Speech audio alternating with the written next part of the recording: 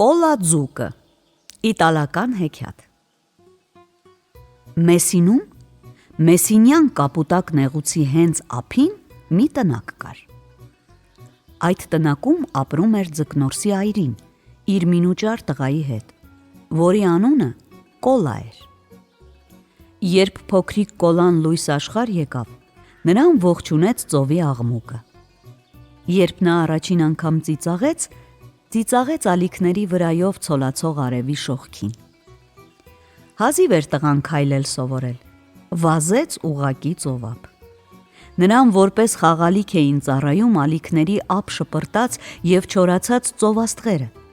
մեկ էլ ջրի հղկած փայլփլուն քարերը։ Զարմանալին այն էր, որ տղայի համար ծովը հարազատ տնից ավելի հարազատ էր։ Իսկ մայրը վախենում էր ծովից։ Ախր ծովը քշել տարել էր նրա հորը, եղբորը, հետո էլ ամուսնուն։ Դրա համար էլ բավական էր, որ տղան մի փոքր հեռու լողար, մայրը դուրս էր վազում տնից ու գոռում. «Վերադարձիր, Կոլա, վերադարձիր»։ Եվ Կոլան հնազանդորեն վերադառնում էր ափ։ Բայց ահա մի անգամ, երբ մայրը կանչում էր նրան, Կոլան ծիծաղեց, ձեռքը բացասաբար թափահարեց և լողաց ավելի հեռու։ Մայրը զայրացավ, գոռաց նրա ետևից. «Եթե ծովը քեզ համար ավելի թանկ է, քան մայրդ, ապա ձկան նման ապրիր ծովում»։ Նա իր տղային վատ բան չէր ցանկանում։ Պարզապես զայրացած էր բոլոր մայրերի նման, որոնց ջղայնացնում են իրենց երեխաները։ Բայց այդ օրը կամ հրաշքների օր էր, կամ նրա խոսքը լսել էր չար կախարդը։ Եվ իսկապես Կոլան ընդմիշտ մնաց ծովում։ Նրա մատների արանքում աճեցին լողաթաղանթներ, իսկ կոկորդը փքվեց գորտի կոկորդի նման։ Խեղճ մայրը, տեսնելով, թե ինչ դուրս եկավ իր անմիտ խոսքից, վշտից հիվանդացավ ու մի քանի օր հետո մահացավ։ Տնակը, որի մեջ այլևս ոչ ոք չէր ապրում, խարխլվեց, թեքվեց մի կողմի վրա։ Բայց տարին մի անգամ, ճիշտ այն օրը, երբ մոր բերանից դուրս թռավ անզգուշ անեծքը, Կոլան լողում էր դեպի ափ,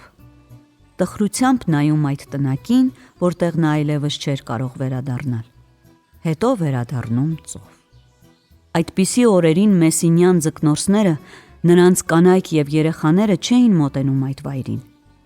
և բնավ ոչ այն պատճառով, որ վախենում էին մարդ ձկից։ Կոլան նրանց մեծ բարեկամն էր։ Ուղում էր նրանց ձկնորսական ցանցերը, երբ ծովային սատանա կատվաձուկը խճճում էր դրանք։ Ցույց տալիս, թե որ կողմն է գնում ձկների վտառը, նախազգուշացնում էր մշտապես փոփոխվող ծովային ստորջրյա նենգ հոսանքներից։ Ձկնորսները չէին մոտենում հին տնակին, որպեսզի չխանգարեին Կոլային միայնակ հաղթահարելու իր վիշտը։ Չէ որ նրանք էլ էին նույն ձևով վարվում։ Ուրախությունը աշխատում էին կիսել շատերի հետ, իսկ վիշտը ահա չէին կիսում ոչ ոքի հետ։ Մի անգամ Կոլա ձկան մասին լսեց թագավորը։ Նա ցանկացավ տեսնել այդ հրաշքը։ Թագավորը հրամայեց բոլոր ծովայիններին բաց ծով դուրս գալ, շուրջները նայել և աշխատել գտնել Կոլային։ Եթե տեսնեն նրան, ապա թող հայտնեն, որ ինքը, թագավորը, ցանկանում է խոսել նրա հետ։ Մի օր վաղ առավոտյան առագաստավոր մեծ նավի նավաստին բաց ծովում տեսավ, թե ինչպես է Կոլան հսկայական դելֆինի նման խաղում ալիքների հետ։ Նավաստին ձեռքերը մոտեցրեց բերանին և ուժեղ բղավեց. «Հեյ, Կոլաձուկ, լողա դեպի Մեսինա, քեզ հետ ցանկանում է խոսել թագավորը»։ Կոլան իսկույն շրջվեց դեպի ափ։ Հազիվ կեսօրին նա լողալով հասավ թագավորական պալատի աստիճաններին, որոնք իջնում էին դեպի ծովը։ Ծովափնյա պահակության պետը նրա գալուստը հաղորդեց Բարապանին։ Բարապանը կրտսեր լակեին։ Կրտսեր լակեյը ավագ սենեկապետին։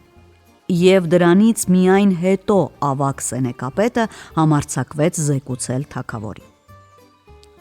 Թագավորը, ծիրանին հագած և թագը դրած, իջավ մինչև աստիճանների կեսը և խոսեց այսպես. «Լսիր ինձ, կոլաձուկ,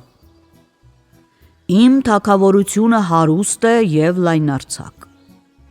ինչ որ գտնվում է ցամաքի վրա, ես գիտեմ անուններով, իսկ ինչ որ թաքնված է իմ ստորերկրյա տիրապետության մեջ, հայտնի չէ ոչ ոքի, մինչև անգամ ինձ։ Ես ուզում եմ, որ դու այդ մասին իմանաս և ամեն ինչ պատմես քո թագավորին»։ «Լավ», պատասխանեց Կոլան և սուզվեց ծովի խորքը։ Երբ Կոլան վերադարձավ, շատ զարմանալի բաներ պատմեց։ Պատմեց, որ ծովի հատակում տեսել է հովիտներ, սարեր, քարանձավներ, պատմեց մարջանների և գույնզգույն պուրակների, սառը հոսանքների և տաք աղբյուրների մասին, որոնք բխում էին ծովային ժայռերի ճեղքերից։ Պատմեց զարմանալի ձկների մասին, որոնց ոչ ոք երբեք չի տեսել, որովհետև նրանք ապրում են ամենախորքում, կանաչավուն մշտնջենական աղջամուղջի գոտում։ Միայն մի տեղ Կոլան չկարողացավ հասնել ծովի հատակին։ Դա Մեսինյան մեծ Փարոսի մոտ էր։ «Ախ, ինչպիսի դառնություն», բացականչեց թագավորը։ «Ես ամենից շատ կցանկանայի իմանալ, թե ինչի վրա է նստած Մեսինան։ Խնդրում եմ, որ ավելի խորը իջնես»։ Կոլան գլխով արեց և նորից սուզվեց։ Միայն ալիքը թեթևակի ճողփաց։ Մի օր ու մի գիշեր նա անհետացավ ծովի անդունդում։ Վերադարձավ տանջված, հոգնած ու թագավորին ասաց. «Լսիր, թագավոր, ես դարձյալ հատակին չհասա, բայց տեսա, որ Մեսինան նստած է ժայռի վրա, իսկ ժայռը իր հերթին կանգնած է 3 սյուների վրա։ Ինչ կլինի քո վերջը, Մեսինա։ Սյուներից մեկը կանգուն է, մյուսը ճեղքվել է, իսկ երրորդը ուր որ է կփլվի»։ «Իսկ սյուները ինչի վրա են հենված», հարցրեց թագավորը։ «Մենք այդ մասին անմիջապես պետք է իմանանք, կոլաձուկ»։